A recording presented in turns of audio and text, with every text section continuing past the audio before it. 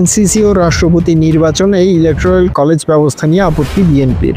রাষ্ট্রপতি নির্বাচনে প্রস্তাবিত ইলেকটোরাল কলেজ ব্যবস্থা সম্পূর্ণ অগ্রহণযোগ্য বলে মন্তব্য করেছেন দলটির স্থায়ী কমিটির সদস্য সালাউদ্দিন আহমদ। তিনি বলেছেন, জনগণের ভোটাধিকার হরণে এই ব্যবস্থা একটি ছলচাতুরি হিসেবে দেখা হচ্ছে। বুধবার বিকালে জাতীয় ঐক্যমত্য কমিশনের বৈঠক শেষে ব্রিফিং এ তিনি বলেন, জাতীয় সাংবিধানিক কাউন্সিল এনসিসি গঠনের প্রস্তাব আগের মতোই একমত নয় বিএনপি। এই কাউন্সিলের জবাবদিহিতা না থাকায় সমর্থন করে না বিএনপি। এই কাউন্সিলে আরেকটি ভারসাম্যহীন অবস্থা তৈরি হবে বলে মনে করি আমরা। সালাউদ্দিন বলেন, স্বাধীন বিচার ব্যবস্থা হলে ভারসাম্যহীনতা দূর হবে এবং ফ্যাসিবাদ দমন করবে। প্রধানমন্ত্রী ও রাষ্ট্রপতির ক্ষমতায় ভারসাম্য অন্য সাংবিধানিক পদ সংস্থা স্বাধীন করতে পারলে সমস্যা থাকবে না। তিনি আরো বলেন, বিএনপি মনে করে সুশাসন নিশ্চিত করতে ন্যায়পাল করা যেতে পারে। বিদ্যমান ব্যবস্থা বজায় রেখে রাষ্ট্রপতি নির্বাচনের দ্বিকক্ষ বিশিষ্ট সংসদ হলে তাদেরকে যোগ করা যেতে পারে। নির্বাচন কমিশন আইন সংশোধন করা যেতে পারে। জবাবদিহিতা নিশ্চিত করতে হবে। বিএনপি মনে করে দুদক ও মানবাধিকার কমিশনের মতো প্রতিষ্ঠান শক্তিশালী করতে বিদ্যমান আইনগুলো সংস্কারের প্রয়োজন যোগ করেন তিনি। এদিকে